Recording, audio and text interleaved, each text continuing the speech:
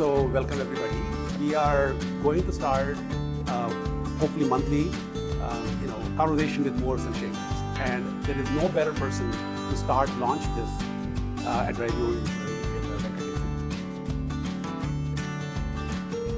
At one level, everybody's life is unique, but when you step back, they mostly have the same arc of our lives. So we all start out, most of us start out, and the purpose is very simple. It is to be successful, right?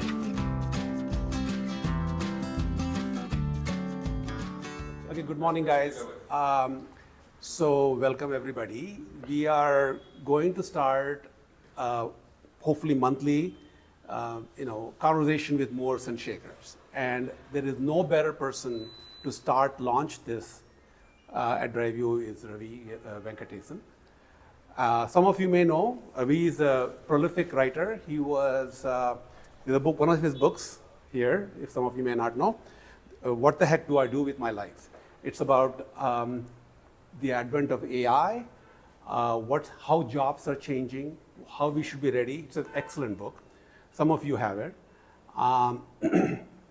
Ravi graduated from IIT Bombay, got his undergrad in mechanical engineering, did his master's in Purdue. Then he worked in several companies before he did his MBA from Harvard Business School. So and then a few years ago, he moved into the IT sector, became CEO of Microsoft India and chairman of the board of Microsoft India. And he quit everything, 2011. He said, heck with it, I want to be on my own. And since then, he is having fun. And we thought, why don't you share your fun with us today? And this is a great honor for us to have you. Not at all. It's a great honor. Thank you for you too. And obviously, we are very excited. We are hoping to continue this series for the company. So just for everybody, as a context, as you guys know, we started this company in 2015, and we have been last 2 years, the year ending in March, we have 2 years of a successive profitable company, EBITDA and PAT positive. You guys have done, this couldn't have been done without this team, okay? And the team out there and all over India. So we have dedicated and we have come this far. We went through tough times. COVID was not easy for all of us. We ran out of money. We survived, right? Now we have come stronger. What's the next thing is, and we also have over 1 lakh driver partners on our platform across India. We have over 2 million, almost 3 million registered users on our platform. So we have done a great job, okay? And we have done, now the next thing for us to do is, we have investors who have stuck with us for the last 10 years. And we have to do, this year will be the platform, what I call as escape velocity. We're gonna get this rocket going and escape and get the IPO, okay? As part of it, I want us to open our mind and say, we have such great possibility in India. We have created a brand, and I think as part of it, I want Ravi to give us some helpful suggestions, how we grow, what we do. We have lots of, by the way, it's not easy what we are doing. And what we will be doing in the next 18 months is not easy at all. It'll be as equally tough going into the public market. Trust me, this is not easy. And I have never done that. Okay, this is also my privilege to be a part of a startup in India, to go do an IPO, and let's all do it together. And I'll hand over, there are lots of interesting stuff going on, and I asked Ravi, what do you want to do? He says, let's have a conversation. I don't want to present anything. I just want to have a conversation with us. And he's a very humble guy, you will know. And we are so privileged to have you, sir. Thank you. It's an honor. Yeah. So, anybody have any questions? Have anybody read the book in this room? Most of it. Okay, you have read the book, okay. So some of you have read the book, and I can start off if you want to seed the questions. I have a whole bunch of questions I already shared with him. Few of them, by the way, I'm not met him. I saw him, he presented about a year and a half ago at an alumni event. I was so impressed. You I'm don't getting know. embarrassed. Yeah. I was so impressed with his, I thought, okay, I got to talk about that. So, I mean, the reason I think I can tell you is that because it was very crisp and succinct, the challenges of the future for us. The challenges of the future are going to be very hard. And as you guys know, the black swan events keep coming. We have the latest black swan event with Trump tariff. And I was just talking, it's how will it affect us? Okay, may not directly affect us. We are not into exporting anything, but still it will have a secondary effect for our customers. And we have to figure out all that stuff anyway. So I have a first question.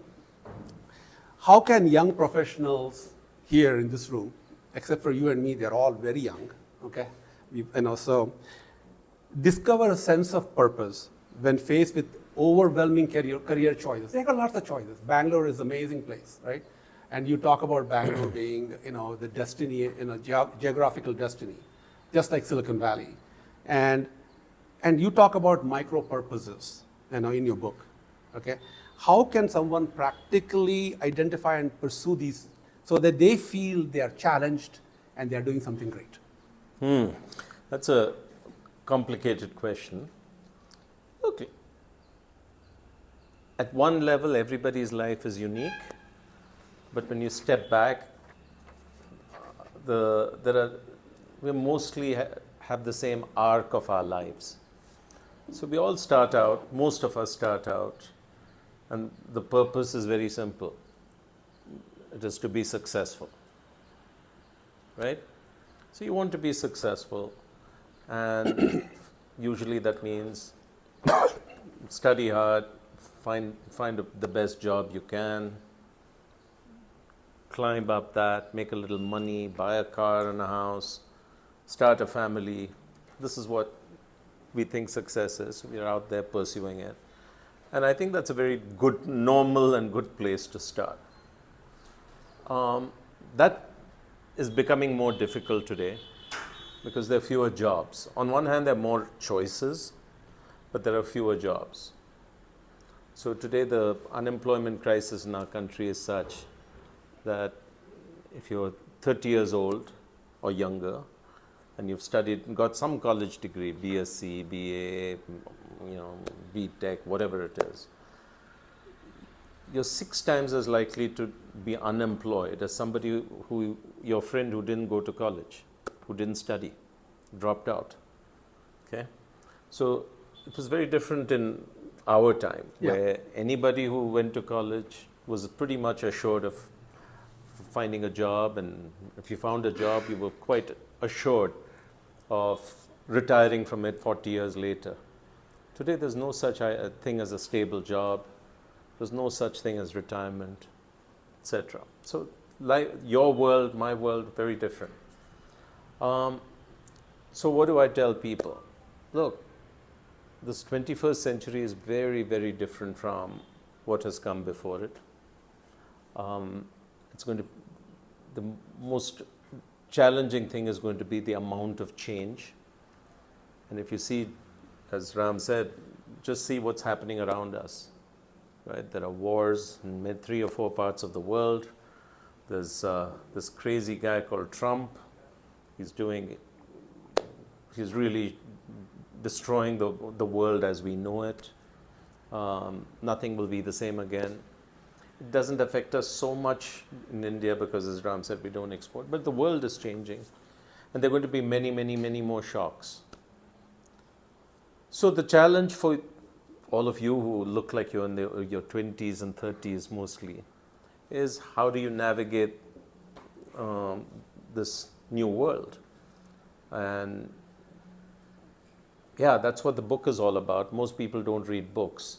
So maybe you should watch my videos. But one of the things I say is, look, forget about jobs. If you have one, that's good, but think of it as a project. What you quickly have to get to is a stage where you're good at something. Okay, whatever that thing is, you have to be really good at it. There's no room for mediocrity anymore. So if you like writing code, be good at it. If you like singing, be good at it. Okay, whatever it is, you have to be really good. And then somebody has to be willing to pay for it. Okay, So all of us have to become much more entrepreneurial. The service mentality won't really do well. So one of the things I point out is entrepreneurship used to be a career decision. Somebody goes for a job, somebody else chooses to start a business. Rahm chose to start a business. Okay, I went for a job. So it was a choice. Today that's different. Because this jobs, employment idea is coming to an end, everybody has to be entrepreneurial. So it is a survival skill. Like learning English is a survival skill. It's a critical skill. Solving problems is a survival skill. You have to be entrepreneurial because the 21st century has no jobs, but it has lots of opportunities. So if you know how to go after an opportunity, you can be entrepreneurial and succeed. Our drivers are entrepreneurial. Okay? So, and whereas if you're actually looking for a full-time job as a driver, there may not be that many. Okay? But if you're willing to be entrepreneurial, there's lots of opportunities. And they make more money. And they make more money. And they don't have to worry about being fired because they're their own boss. So there are many advantages that come from this. So more and more of us, all of us eventually, will have to learn to take destiny into our own hands and have this entrepreneurial mindset. So at least that's one idea. There are many more ideas. I'll keep asking questions unless you have some questions. This is open to anybody. Does this make any sense? Does it make sense? So you guys want to ask any questions back? Yeah. So in your book you talked about being in the right place at the right time. Yeah. For you in general, and Rahm's generation, you guys had a tech boom. Right place, right time. Yeah. And a lot of generation, your guys' generation ended up in that way. So what do you think right now with Trump taking taking $2 trillion off the stock market in a matter of 18 minutes? Yeah. Well, is this the right place, right time for entrepreneurship? Where? And here, or in India, or in the US, abroad? Yeah, well, look, thing is you have to live somewhere, okay? So and I make a big case for how geography is destiny. Where you choose to live determines what happens to you. I happen to think Bangalore is a pretty good place, okay, at this point in time. Okay, so we have all made this choice, or maybe by accident, just being born here. We're in a good place. So the question then is, what are you going to do? Hey. She doesn't think so. Yeah, so the question is, what are you going to do about it? The other point I make is, it may not always be so. Okay? So for instance, I went to the US in 1985 because when I was graduating from IIT, there were no jobs here. Same here. Huh? Same here. Okay, which year was that? 1980. 80, so 5 years before me. And with the whole class went to the US, and I just joined them. Today, America doesn't feel like such a welcoming place, nor the same land of opportunity. So you have to be willing to move. Okay? So I don't think there's any such thing as a stable place anymore. So I, for instance, thought, look, India's a crazy place. Anything can happen. Okay? So let's have an insurance policy called the US. So when I came back to India, I kept my green card alive. Okay? And for 30 years, I've been operating with a green card. I never wanted to be American.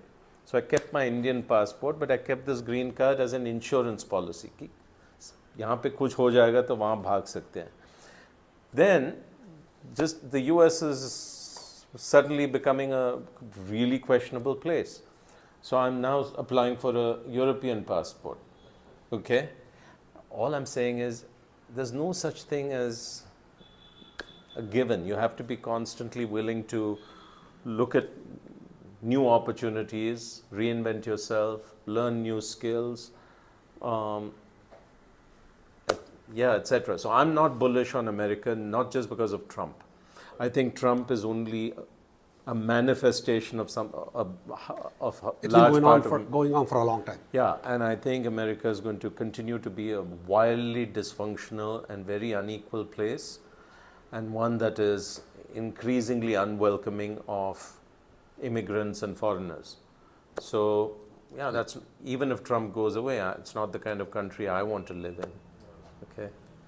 So stay here, start something up here. Yeah, start something up here. Okay, there's so much opportunity. As I said, look, one of the quotes I say in my book is, what's the difference between an optimist and a pessimist? How many of you are optimists? Most are optimists because they have worked for a startup. Huh? You're all optimists? We have to be optimists. Fair balance, 50-50. 50-50. Okay, so the difference between an optimist and a pessimist is this. An optimist sees an opportunity in every problem, and a pessimist sees a problem in every opportunity. Okay? So, India has huge problems, which means what? For an optimist, there's huge opportunities. Everything is a problem waiting to be solved, potentially a business. So everybody complains, Bangalore, oh my God, there's so much garbage on the street. BBMP is useless, they don't clear. Well, if you decide to get into waste management, there's an opportunity there. Right. Okay? You obviously saw an opportunity in this space. It's interesting when I'm reading your book, right? You said geography is destiny. When I started DriveU, what I was saying was demography is destiny. Demographic changes happening in India. We have the youth. We have the highest youth under 30 years of age, and they are getting better. And I said demographic changes is going to be a destiny, and that's how more car owners will be there. It's been proven right. Yeah.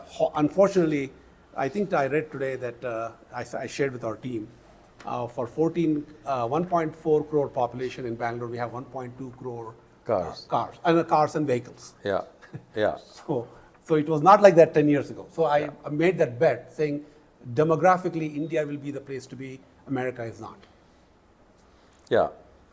But any case, I think we are somewhat blessed because there's so many problems waiting to be solved, but don't have a service mindset. Okay? Because good as DriveU is, there's no such thing as a stable job. Okay? I don't think your position as the founder and CEO of this place is a given. Yes. Okay? So, people used to think a government job is safe. That's why people love government jobs. Trump has sacked, 200,000 people already.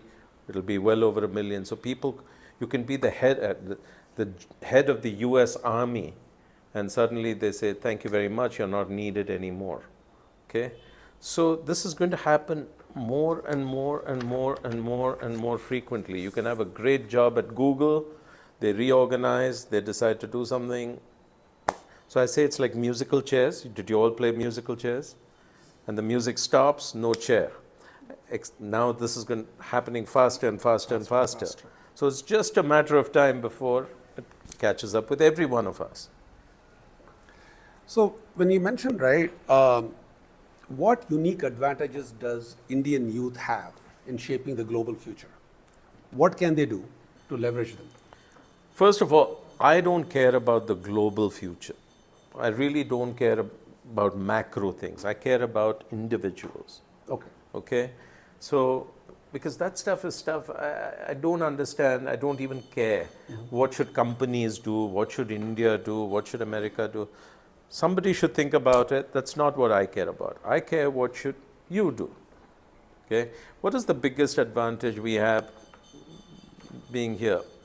I think first of all, I'm more and more feel we're blessed that it's a stable country. There's no war, there's no violence, etc.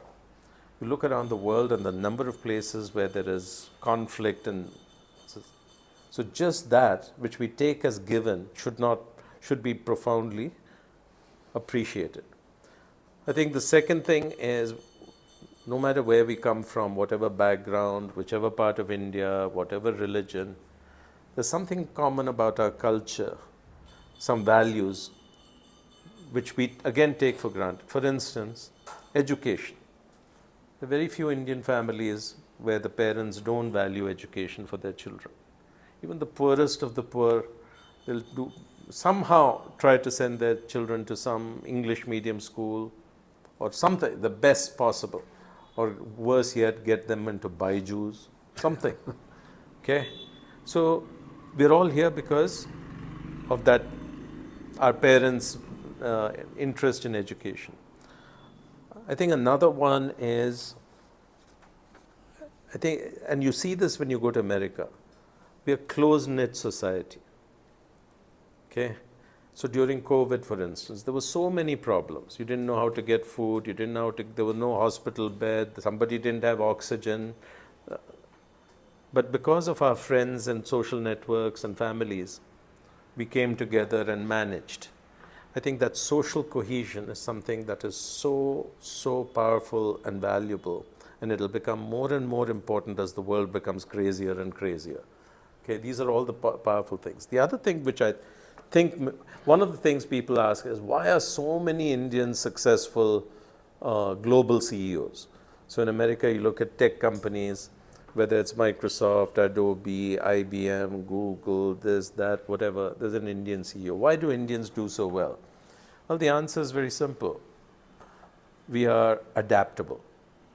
So in our, when you grow up here, even in a nice city like Bangalore, there are constantly problems. For instance, the power goes off 10 times a day. May not go for long, but even here this morning it has gone twice since I came. Yeah. Okay? So we are used to this. We know how to cope with it, or you put a generator, whatever, you find a way to solve it. Whereas the same thing happens in Switzerland, the whole country will stop. Okay? They're not used to dealing with problems. Okay? Getting from here to anywhere. You have to deal with this stuff. That's why you have DriveU. That's why you have DriveU. Yeah. So the point is, we're all so used to dealing with things that don't work, that we become patient, we become adaptable, we learn to solve problems as they arise, and so you develop a mindset. I think that's one of our most important strengths. We can adapt to anything. Somebody many years ago said Indians are like cockroaches. I thought that was a great compliment. Okay? We can adapt to any situation. Okay?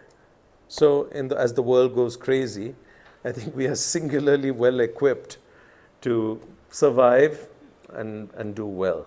It's funny, when you mentioned cockroaches, there was a third co-founder, he was no longer here, Amul. That's what he was always saying. We are cockroaches. What happened is, when we started the company in 2015, the thesis was, nobody is going to own a car, everybody's going to go to cabs. Yeah. And we were, I literally probably had 100 VCs shut the door, behind, said, this is not going to work. And we as a team said, no, we will make it work. Right? Because there was, by the way, also, same problem happens now when we go to the public market. There is no comparable company like DriveU to compare. We are unique. There is nobody like DriveU in the country. I mean, in the world, actually. There are certain use cases, don't drink and drive, nighttime, that are there in other countries, Korea and China.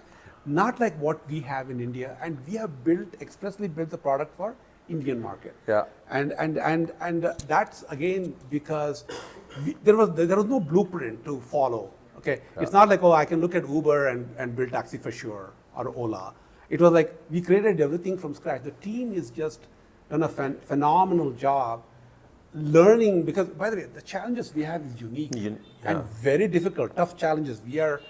We have heated meetings where one team will say, you're not doing the right job, and the other team will say, because it is hard problems we are trying to solve. By the way, this sort of constructive conflict is a healthy thing, right? Yeah. People think teams should all be harmonious and happy and get along. The best teams actually argue and disagree a lot. Exactly. Yeah. By the way, no questions. Just two old guys chatting with each other. Come on. Come on, guys. Ravi? Yeah. So majority from us is like from the operations, supply, marketing teams, and customer support. So you talk about the big and AI-driven features. So what do you suggest for us? Like which industry, which road choose for the person to do, and what will be our, like, it's a personal suggestion from you, sir. And what will be our daily and weekly habit we can choose for a meta skills? No, so first of all, I think what matters most is that you should pursue something which you enjoy and you're good at. Okay? So if you say which industry should you go, well, it depends on what you enjoy. There's no point. The most dangerous thing with AI becoming more and more capable and the world being as it is to be average. So. Because that is the kiss of death. Okay? My generation, we could be average and somehow get by. Today you have to be excellent. You cannot be excellent unless you enjoy what you're doing. And that's one of the, and it's something around the skill or gift you have. Okay?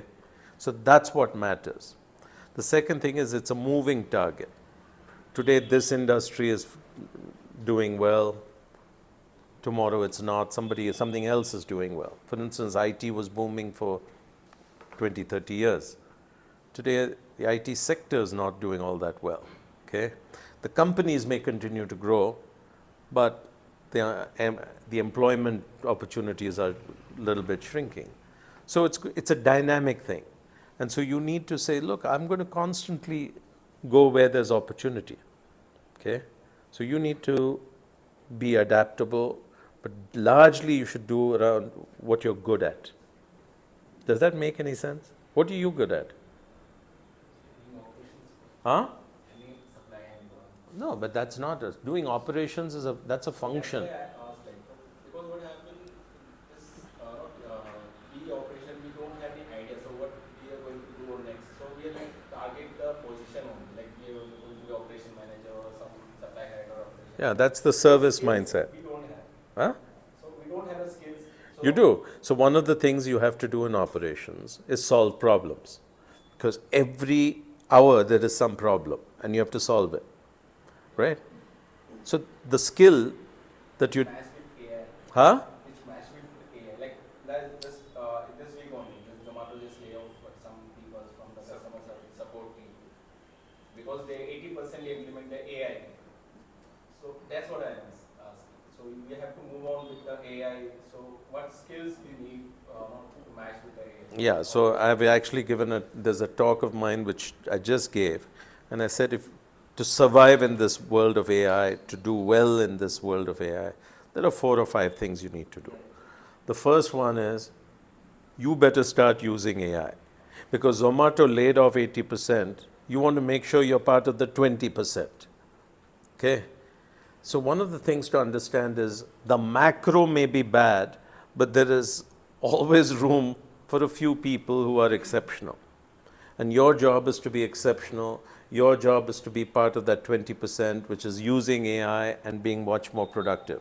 So start learning whatever relevant tools there are. That's job number 1.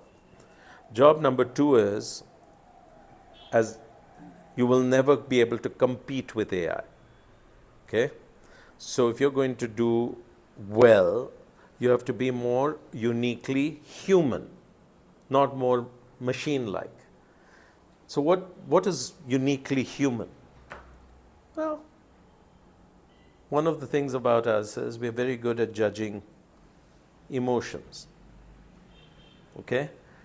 So I can see and not just hear what you're saying, I can actually read your face, your body language. I can, if you're sad, I can empathize with it. Okay? If you're worried, I can sense you're worried. AI won't be able to do these things. So build on empathy, communication skills, okay? The ability to work in teams to get operations team to get things done. So the ability to work with each other is very important. Leadership, okay? 100 years from now, 500 years from now, the ability to get other people to follow you and do something is going to be valuable. So these are the human skills. So learn to be better and better at the things that make us uniquely human. So that's a really important one. What's the third thing I would do? Adaptable. Okay? The world is going to become more and more unstable, volatile. There'll be more and more shocks. And we need to be able to adapt to those situations. You saw that during COVID. None of us had ever lived through anything like COVID before. And what happened? Some people quickly adapted. Some of us actually began to enjoy it, not having to go to office, not having streets which don't have too many cars. We actually began to enjoy it. But a lot of people struggled. They got into mental health issues, they got depressed, all that. So the difference is the ability to adapt to new situations, new shocks, etc. How do you become good at that? By constantly challenging yourself. Okay? So the future is not going to be kind to people who like stability, structure, they want to be told what to do. No. So the future belongs to those who are constantly willing to take up new adventures. So if you take a look at, Rahm said, I left Microsoft in 2011, and it's been 14 years. So I can share some of the things I've taken on. So I joined the board of Infosys, then Infosys made some mistakes, got into some difficulty. I became the co-chairman of the board and helped the company get through that time. Then Government of India asked me to turn around Bank of Baroda. In those days, it had got into difficulty with too many bad loans. I didn't know anything about banking or public sector, but I took on that job, right? I've started 3 new social enterprises in this time frame. One is called SVP. Then I've got a big not-for-profit called Game, where we're creating millions of small entrepreneurs, etc. I've written 2-3 books. Point is what? Even at age 60, I'm constantly challenging myself, constantly going outside my comfort zone, trying to learn new things. So this is something you have to do, not like, oh, let me just stay in one place and hope that the party never ends. Okay? So whatever, take a look at my video. I've clearly laid out 6 things you're going to have to do if you're going to do well in this century. Okay? Anybody else? Abhay? Question? He's leaning back in his Yeah, he's house, leaning watching back and it hiding. and enjoying it. Kumar? Come on, Kumar. No, Abhay, what's the thought that comes to your mind as you're hearing all this? One thing, I was just about to ask you, what you told, AI cannot read emotions, right? Even negotiation, a deal is happening. You I'm can't. coming from my skill set, right? Yeah. So, it is not replaceable by AI. Correct, because there's a human on the other side. Exactly. Okay, so for instance, sales. I think sales will Will be there. require. I'm the sales guy. Okay, so sales is absolutely a uniquely human thing, because you have to convince another human on the other side.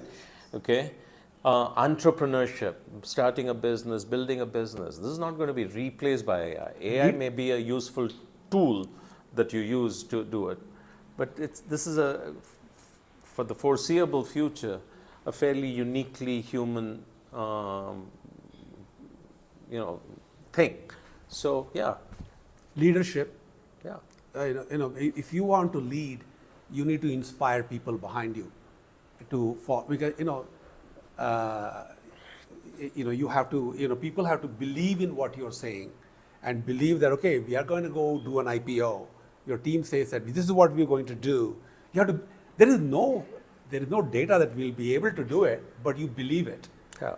And when you believe it, you act on it. We all act together. So one of the most uniquely human skills is the ability to tell a story. Yeah. Right? No other animal can tell a story. Even AI is not yet good at it. It can say something, but so this is a very, very human thing, and it's one of the central skills that you need. So you take a look at Rahm here starting DriveU in 2015. He has nothing. He has no employee, no customer, and some money, but not a lot. So he has to first convince a few people to join this thing as an employee. Okay? He tells a story. Tells a story of what he's trying to build and why one day it's going to be this amazing thing. But there's nothing there. It's a story. Okay? Then he has to go and you build a product. Then you have to go tell a story to the first customer. Then you have to tell a story to the first investor. Right? Why is Mr. Modi so popular? Because he knows how to tell a story that appeals to at least half of India. Right? Why do religious leaders become so popular? They're good at telling stories. So this is one of the things that we underestimate. And this is not something AI is going to be very good at, okay, for the foreseeable future, maybe 30 years from now, whatever. But learn to get good at these things which make us uniquely human beings. Anybody else? Any questions? Srijit? No? So one question, so what are your thoughts about the financial discipline? So Financial? discipline for youth. So nowadays we can see that there are trending things are coming up with respect to financial independence, early retirement, all those things. So what are your thoughts on that? Hey, look, it was very simple. I can only tell you how. I grew up in a really lower middle class family. There wasn't much surplus. Okay, there was enough for food and school, but even the school uniform, my mother used to alter it. And so as I grew taller, she would take down the leg. As I grew fatter, she would open out the waist. And because there was no money to buy new uniforms every year. Okay, you just had to do these things. So I grew up by being quite frugal, okay, not wasting money, etc. So when I got my first job, which was I went to America, I finished this thing, got a good job, and I got a lot of money. I was shocked at how much, so I immediately started saving it, okay, and I decided to not leave it in the fixed deposit in the bank, but to put it in the stock market. So you start doing that in 1987. By 2025, it has done well. Yeah. So one of the things you'll see with a lot of people quite successful is their lifestyle does not change even as they become more successful and have more money. So for instance, you look at a Narayan Murthy or Nandan Nilekani or whatever. They live in the same house that they lived in when they had less money. Today they have $2 billion. It's the same house. I got to know Mr. Warren Buffett very well. So you've heard of Warren Buffett, the most successful investor. And one day I was somewhere and he got talking to me and he pulled out his wallet proudly and pulled out a card. And he says, "This is my senior citizen discount card from McDonald's." So this guy is worth some 30 billion, 100 billion something. But he has still got a discount card for senior citizens, which he's using at McDonald's to save $1. Okay? So I think it's healthy to make sure that you live a good life, but that you don't become profligate in the process. Number two is, you do need to not just save, but you need to invest. If you just keep it in the bank, it's not even going to keep up with inflation. Okay, so investing sensibly in the stock market is important. But what we saw in the last 2 years is people were foolish. They fell for all kinds of get-rich-quick schemes. They went into really bad IPOs, and they've lost already 30%. They'll lose 100% soon. So you have to be somewhat wise about where you put your money, but that's kind of important. What else is important about money? The most important thing about money is it is freedom. If you say, why is money important? It's not because if you're rich, you're important. The most important thing about money is it gives you freedom to do what you really want. Okay? So, there's this fellow called Tim Ferriss. I read his book and I loved it and I implemented his philosophy. He said you need to think about what is your number. Okay? What is your number? What does your number mean is to live the kind of life you want, how much money do you need per month? Okay? Whatever that is. And you decide what kind of a lifestyle that you want. My number is 1 lakh. Okay, if I have 1 lakh a month, because my house is paid for just here, I'm happy. I don't need more. If I have more, good. I can run the house on 1 lakh. Then he says, you should find a way to earn that money by working just 1 day a week. Okay? That's good. Then you have the rest of the week to do what you really love. You don't have to do work for money. This is all. He's never going to invite me back. So your job is to figure out what can I do that by working just 4 or 5 days a month, I can make the money I need. And then with the time that I have, what is it that I really want to do? Okay? And that's actually the more difficult question. So this is the philosophy I have followed on money, and it served me well. Anybody else? Yeah, Anybody else? what? Question in the back? Charan? You've got a question on your Come head, on, but you're Charan. not coming out with it. Akshay? No? Akshay, come on, man. What? Go ahead. So back then in 2011, as you mentioned, you just quit your job and you wanted to do exactly. Can you talk louder? Yeah. So we can. Yeah. Yeah, no, don't be. Okay. So back then in 2011, you quit your job. And you might have something in your mind that you will be doing next, or you might have been sure that stating that this is something I wanted to do in my life. And I had enough. Obviously, it's all about money when you quit the job.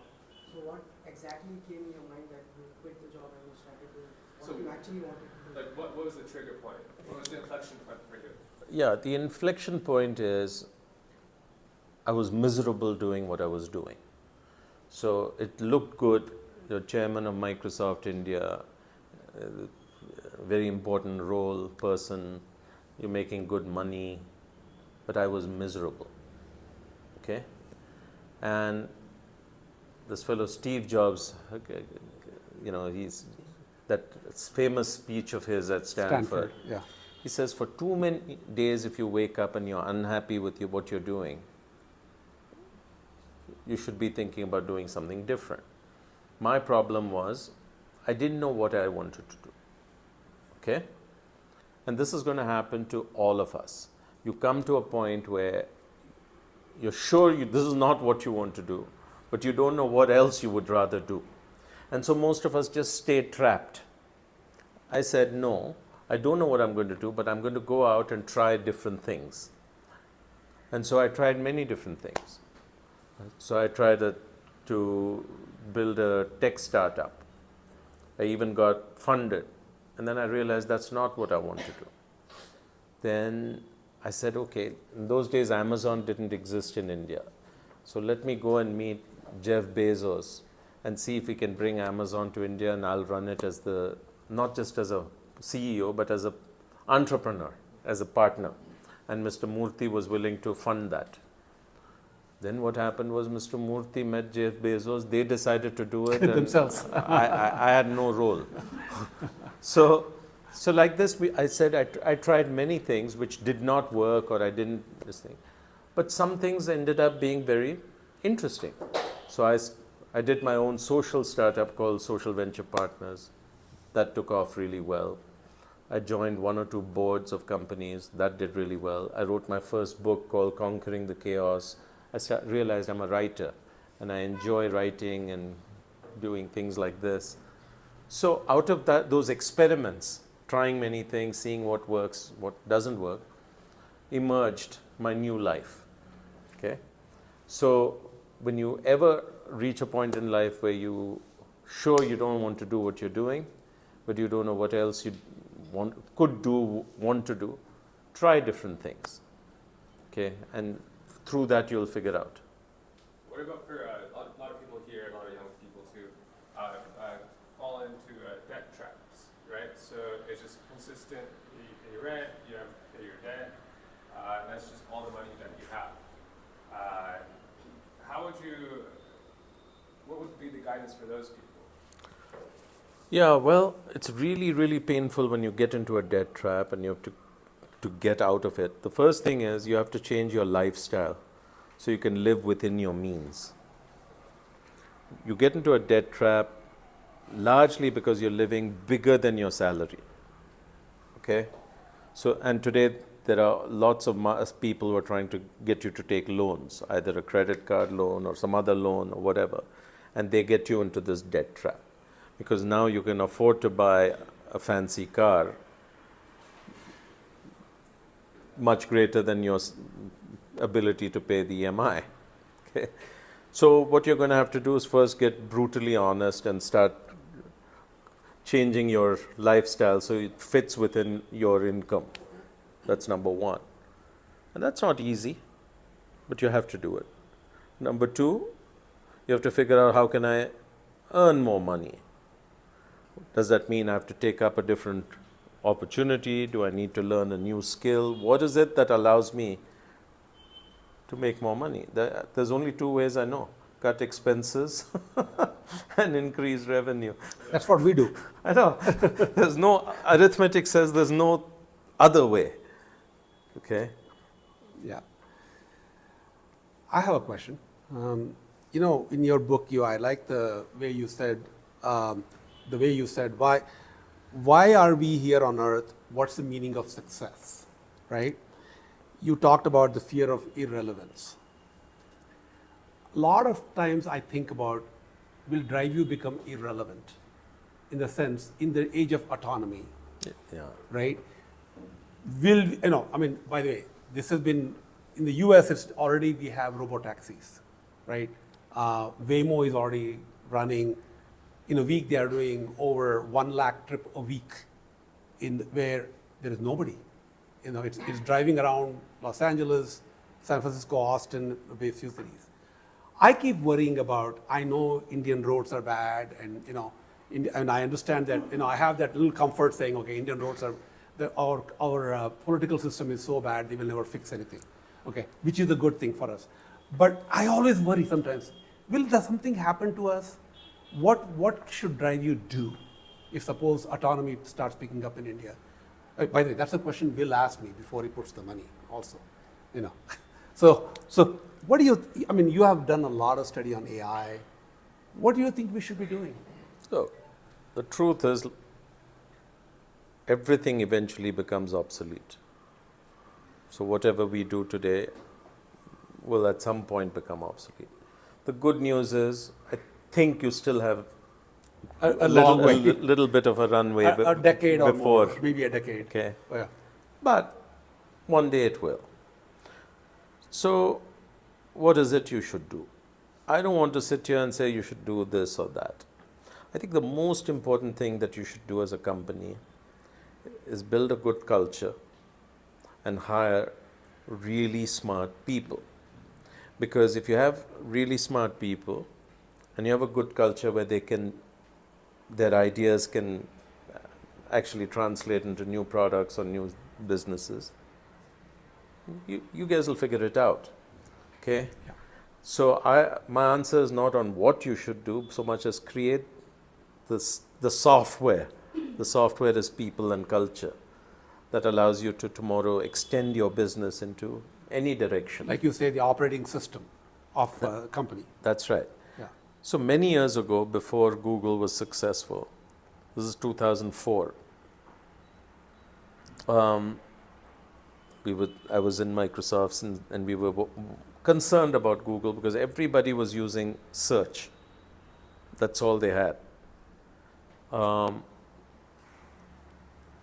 And there was a CEO who said, I'm really worried because they're accumulating really smart people.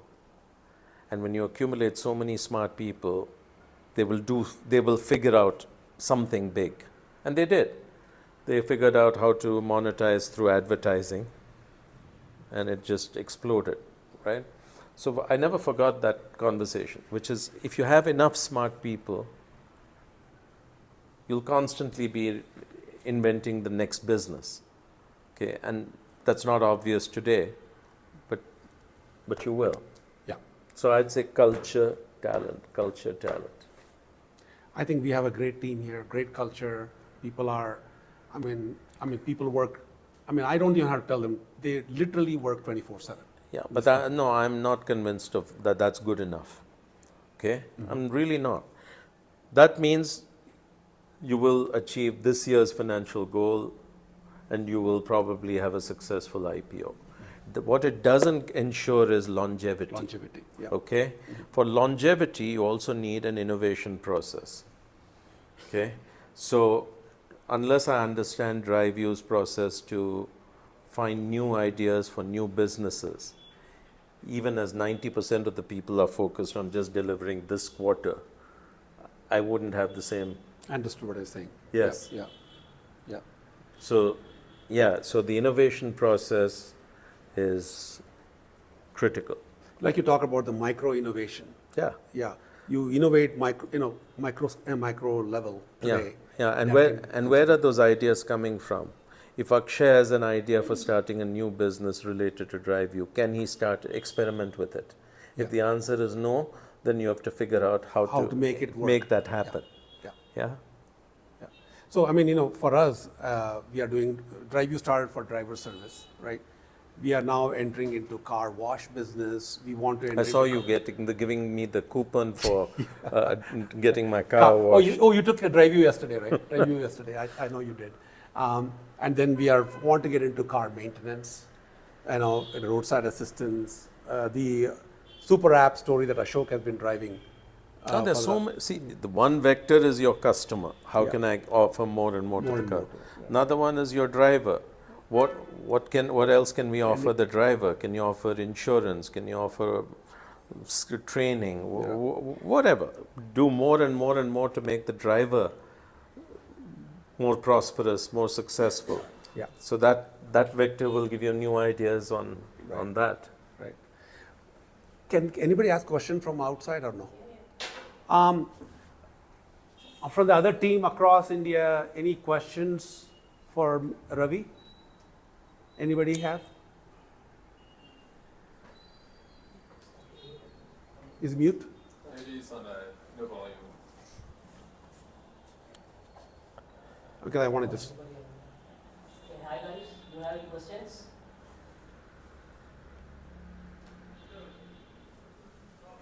No. No. Okay. Okay. Anybody else have any question here? What? Yeah. Come on. She was smiling, so Yeah. I called her. Actually, want to ask, I'm basically in sales team. So mostly customers like really that and they explain about the products and everything. Most customers are like they're fine and okay with the products what we sell and do. And mostly customers like there are other vendors who are giving me lesser prices and why we should buy your products and all this thing. So are we mostly concerned like are we convincing the customer regarding this to buy our products and we are the best, we are giving all this thing. And mostly customers like they're looking for the rates, especially the prices. And from there it's like customers will like cut off. So I wanted to ask you like how we can improve this and apart from the sales and targets, any other things where we can come up with. Look, every customer in the world wants a better deal. Okay, so and I think in India we're More acute. we're very acute negotiators. So no matter what the price, whatever it is you're buying, whether it's buying vegetables or anything, we want to negotiate. And so the only answer I can give is, I think you have to have confidence in your value. You have to have confidence in your product, that you are offering good value. And you have to be willing to lose a customer and let them have a bad experience somewhere else and come back. Okay, because every opportunity, everything you lose is also a future opportunity. So when I was running Microsoft, for instance, many customers would say, refuse to pay our price, and then they'll go off and do some, in those days it was open source software, so they'd go off and try to make Linux work or OpenOffice work. And then they realize it's more trouble than it's worth it, and they come back. And then fine. So I think it comes from having high degree of confidence in the product and the value you offer. For instance, right now, I charge 15 lakhs to give a talk. I didn't offer it because he's a friend.